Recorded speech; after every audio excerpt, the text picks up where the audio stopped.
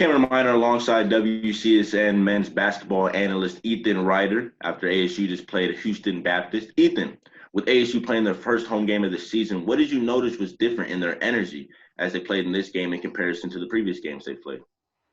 Yeah, in previous games, they weren't necessarily bad, but today they were just on another level of intensity. They were very intense on both the offensive and defensive end.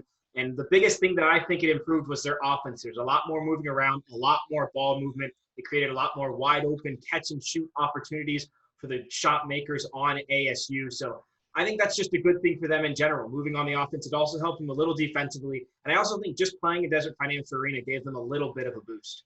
A key problem for ASU was also their defense. It showed against Rhode Island, and Villanova was able to take advantage of this as well. What did you think of the defensive effort against Houston Baptist? I think it was much improved, a lot down to the energy and intensity that we just talked about. They still had some defensive lapses here and there, but the athleticism of the defense definitely shined today. They were more aggressive on the boards, and there are three guys really that are going to, I think, help them throughout the rest of the season in terms of rebounding, and Josh Christopher, Marcus Bagley, and Kamani Lawrence. The freshman duo, Josh Christopher and Marcus Bagley, are both athletic and big, and if they can get rebounds on a more consistent basis, that would be huge for the Sun Devils. And Kamani Lawrence, coming back from an injury today, is someone that he himself thinks is good at getting rebounds. And final question for you, what are some things ASU still needs to work on as the season progresses?